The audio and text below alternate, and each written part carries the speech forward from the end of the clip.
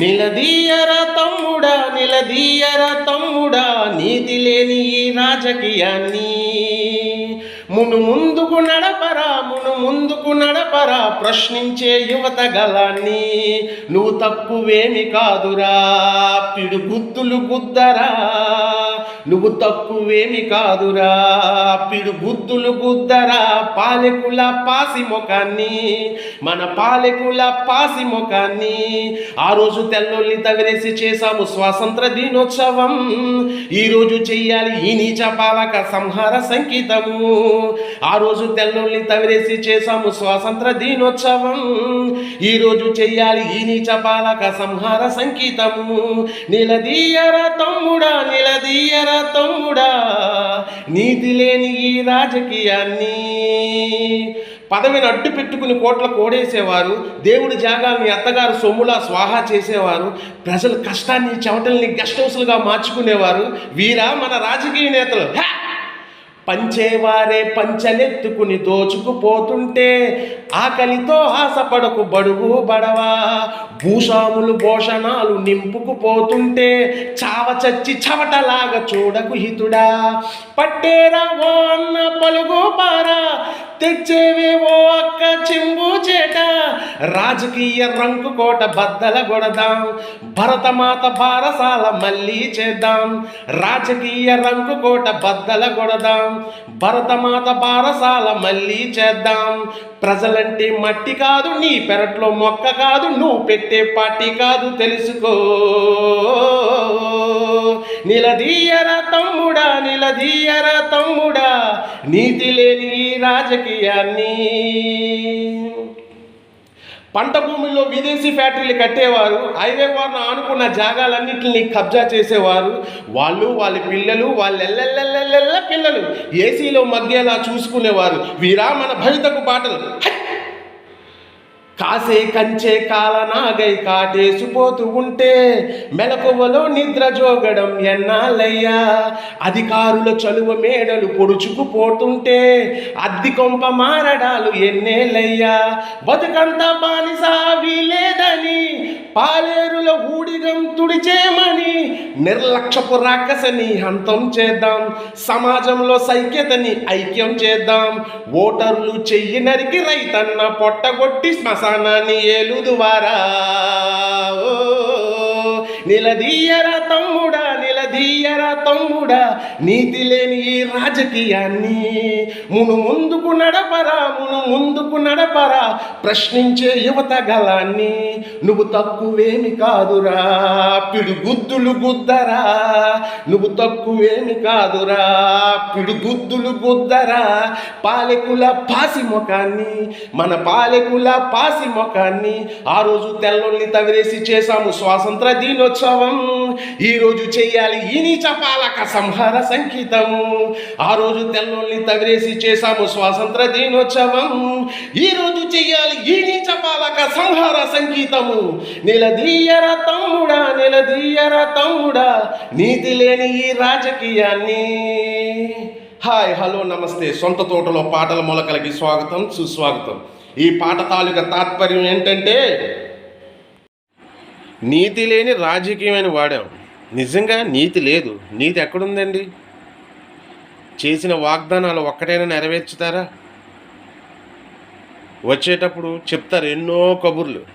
ఓ గ్రామానికి వెళ్ళి మీకేమో కంపెనీలు కట్టేస్తాం, ప్లే ఓవర్లు వేసేస్తాం, రోడ్లు వేసేస్తాం, ఏమండి బ్రిడ్జీలు కట్టేస్తాం, ఇవన్నీ చెప్తారు. నెరవేరుస్తారా? నెరవేర్చరు. నెరవేరుస్తారండోయ్. వాళ్ళు పబ్బం గడిపేలాంటివి ఏమన్నా అయితే వెంటనే కట్టేస్తారు. వాళ్ళకి మరి సొమ్ము సమకూరాలి కదా, దాని గురించన్నా వెంటనే చేసేస్తారు. ప్రజలకు పనికొచ్చేది ఏమన్నా ఉంటే శంకుస్థాపన చేస్తారు చక్కగా. ఒక కొక్లైన్ తీసుకొచ్చి ఒక 6 అంగుళాలు 7 అంగుళాలు లోతు తవ్వి ఒక కొబ్బరికాయ కొట్టేసి కేంద్రానికి చూపించాలి కదా. ఇగో మేము ఇక్కడ ఇలా ఒక పెద్ద ప్రాజెక్ట్ కడుతున్నాం, దీనికి వేల కోట్లు ఖర్చు అవుతే మరి నిధులు విడుదల చేయాలి అనేసి చూపించడానికి ఓ టెంకాయ కొడతారు. కొట్టి మొదటి వాయిదా 2 వాయిదాలో తీసేసుకుని చిన్నది అక్కడ సిమెంట్ పని చేసేసి 1000 కోట్లు స్వాహ. అందుకే నీతి లేని రాజకీయం అని అన్నాం. పాసిముఖం అని ఎందుకన్నాం? నిజంగా పాసిముఖమే. ఈవేళ ఇచ్చిన వాగ్దానం కానీ, ఈవేళ చెప్పిన మాట కానీ రేపు ఉండదు. ఈవేళ అన్న మాట రేపు ఉండదు. ఎవరైనా ఒక గ్రామస్తుడు బాబు గారు మాకు ఇలా ఒక చిన్న సహాయం చేసి పెట్టాలి అని అంటే, రేపు వచ్చాను రా చేద్దాం అంట. రేపు వెళ్ళేటప్పటికి కారు ఎక్కువ దొబ్బేస్తాడు. అక్కడ ఉన్న అసిస్టెంట్ని ఎవరిని అడిగితే సార్ పెద్ద మీటింగ్కి వెళ్తున్నారు మర్చిపోయారేమో. మరి ఇంకా అది పాసిముఖం కాదా? ఆయనకి ఏ మీటింగ్లు ఉంటాయో అవన్నీ 4 రోజుల ముందు 2 రోజుల ముందు నుంచో ఉంటుంది. మరి నిన్న వచ్చినోడికి అది చెప్పాలి కదా. ఇది అందుకే నీతి లేని రాజకీయం అని అన్నాం. రాజకీయ రంకుకోట అని అన్నామా? నిజంగా రంకే. ఏమండి, పూర్వం ఆ పార్టీలోనే పుట్టి ఆ పార్టీలోనే చనిపోయేవారు. పార్టీకి అంకితమైపోయి ఉండేవారు. ఇప్పుడు అలాంటి ఉన్నారా? టికెట్ ఇస్తే సరే ఉంటాడు, లేదంటే వేరే పార్టీకి వెళ్ళిపోతాడు. ముందున్న ముఖ్యమంత్రి ఏమైనా గొప్పవాడా? ఎంతో కొంత అది అధర్మానికి మరి పాల్పడ్డావాడే కాబట్టి ఆడుగు గుట్లన్నీ ఇది తెలుసు. లోగుట్టు పెరమాలకి కానీ వెళ్ళి ఆ పెరమాలకి చెప్తాడు. ఇంకో కండువా కప్పుకుంటాడు, వెళ్ళి అక్కడ మరి ఈ 5 ఏళ్ళు ఇందులో ఉన్నాడు కదా, రహస్యాలన్నీ తెలుసు. ఏమేమి దొబ్బేశారో ఏమేమి తినేసారో మరి అందరూ తినేవాళ్ళే కదా, అడిగి చెప్తాడు. ఇంకా అక్కడి నుంచి నువ్వు నాకు సీట్ ఇవ్వలేదు వేరే వాడికి ఇచ్చావు అనే కక్షతోటి అందులోకి జాయిన్ అయ్యి అక్కడి నుంచి ఇంకా తిట్లు పురాణం. ఏం తిట్లండి బాబు, నరాలు పేగులు తెగిపోతాయి. సివి నెత్తురు ఉన్నవాడు అక్కడికక్కడికి వెంటనే చనిపోతాడు. మరి వీళ్ళు ఎలా బతుకుంటున్నారో నాకు తెలియట్లేదు. ఎందుకంటే మరి నువ్వెంతో కొంత గడ్డి తింటున్నావు వాళ్ళే కదా. ఆడన్నా నువ్వు బరాయింతున్నావు అంటే ఏమండి, 1000 కోట్లు సంపాదించారు సాల్దా? ఇంకా మీ పిల్లలకి సంపాదించి దోసి పెట్టేయాలా?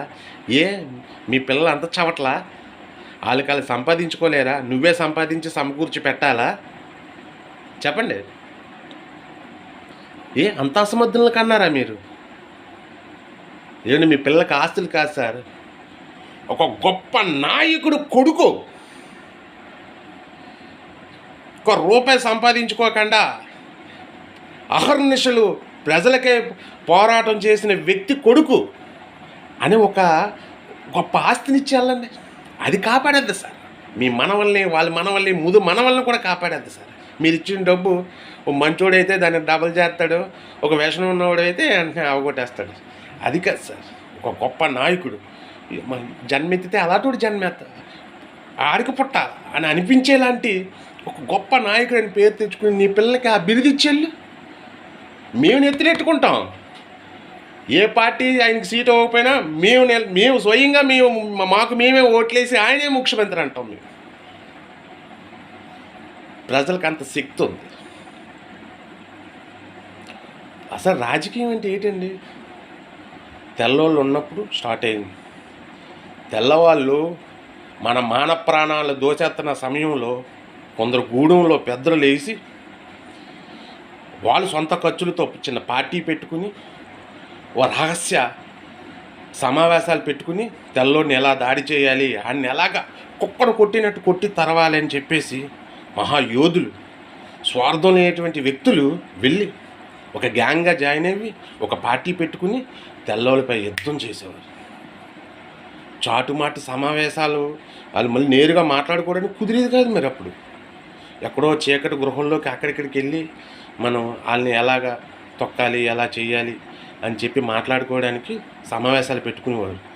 ఇంతలో ఈలి గ్యాంగ్లోనే ఒక గడ్డి తిన్న రాసుకెళ్ళి వాళ్ళకి ఇన్ఫర్మేషన్ ఇచ్చేసేవాడు. ఇచ్చేస్తే వీళ్ళ సమావేశం దగ్గరికి పెద్ద బెటాలియతో చుట్టుముట్టేసేవారు. వీళ్ళు మహాయోధులు కదా, జ్ఞానులు, అపర మేధావులు, మనసు నిండా ఓ మంచి మనస్తత్వం గలవారు కదా. ప్రకృతిలో ఏం జరుగుతుందో తెలిసిపోయింది.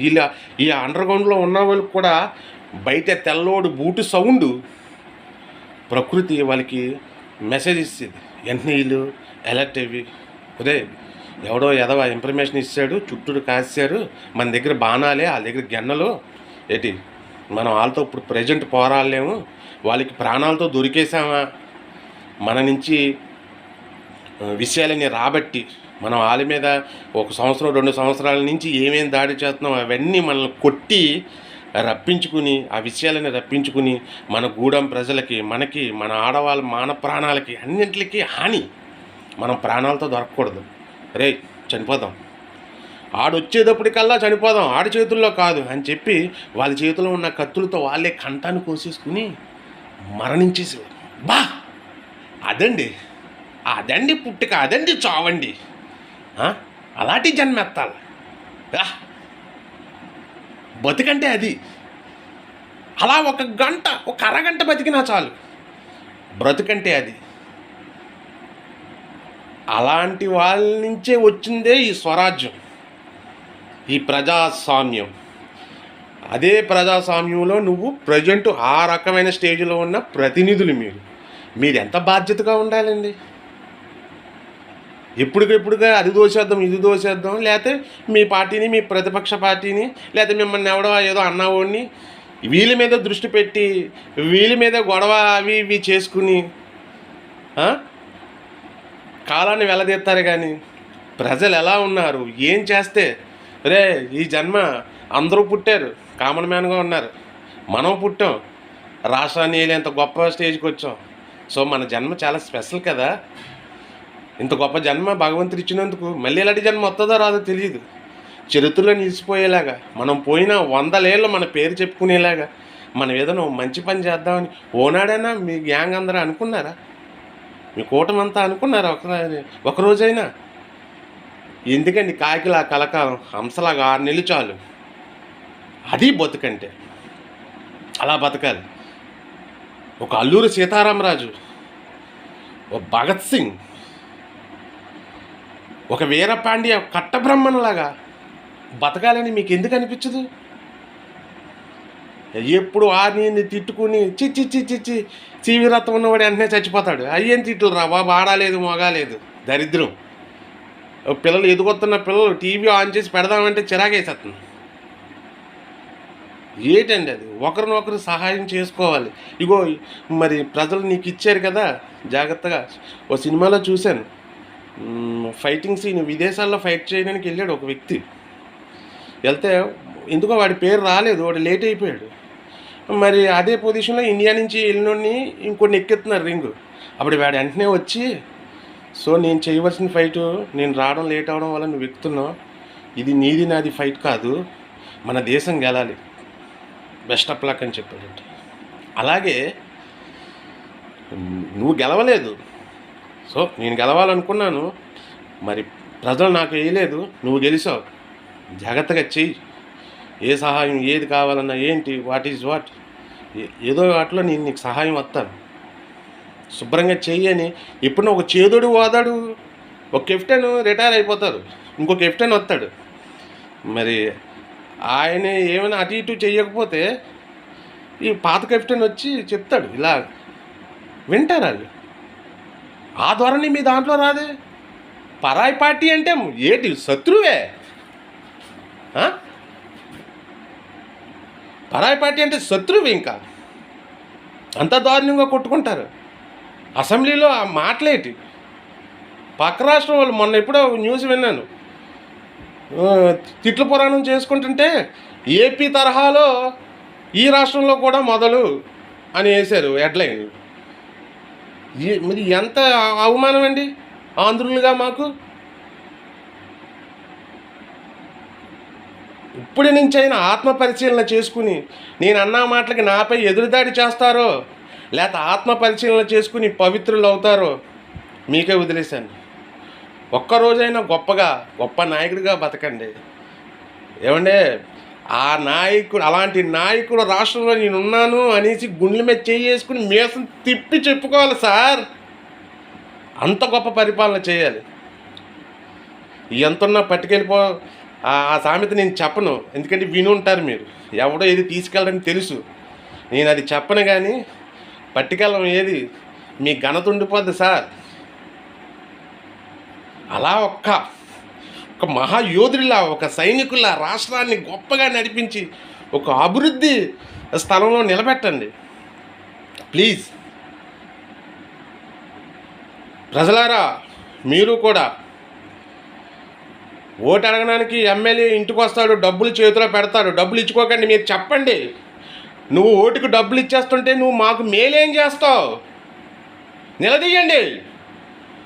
ఊరు చివరి వరకు తరివి కొట్టండి. డబ్బులు తీసుకోవద్దు.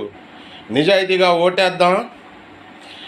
ఎప్పుడైతే నువ్వు డబ్బులు తీసుకోకుండా ఓటేసావో, రేపు పొద్దున్న ఏ అవసరమైన ఎమ్మెల్యే ఇంటికో ఎవరింటికో వెళ్ళినప్పుడు గర్వంగా నిలబడగలవు.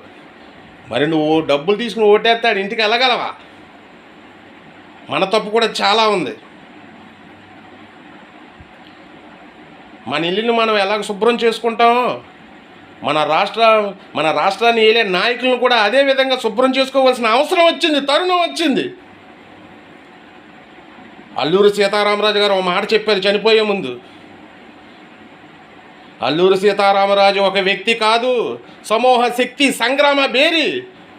ఒక అల్లూరి సీతారామరాజు చచ్చిపోతే వందలాది సీతారామరాజులు పుట్టుకొస్తారు. అదే మీరు ఎమ్మెల్యే ఇంటికి వచ్చి డబ్బులు ఇస్తే అడగండి ఒక అల్లూరి సీతారామరాజులాగా. నువ్వు డబ్బులు ఎందుకు ఇస్తున్నావు? ఓటు ఎందుకు కొంటున్నావు? నువ్వు మేలు చేసే ఉద్దేశం లేదా? నువ్వు సేవ చేసే ఉద్దేశం లేదా నీకు? మరి డబ్బులు ఎందుకు ఇస్తున్నావు? గుర్తుపెట్టుకోండి, అడగండి. ఈ ప్రశ్నకు సమాధానాలు చెప్పాలి మన నాయకులు. ఒక అల్లూరి సీతారామరాజా, ఓ భగత్ సింగ్ లాగా, ఒక వీరపాండి కట్టబ్రహ్మంలాగా ఒక్కరోజన్నా బతుకుతారా? నాకు సమాధానం చెప్పాలి. కారు కోతలు కూసాడని ఎదురుదాడి చేస్తారా? ఆత్మ పరిశీలన చేసుకుంటారా? మీకే వదిలేస్తున్నాను. జై హింద్.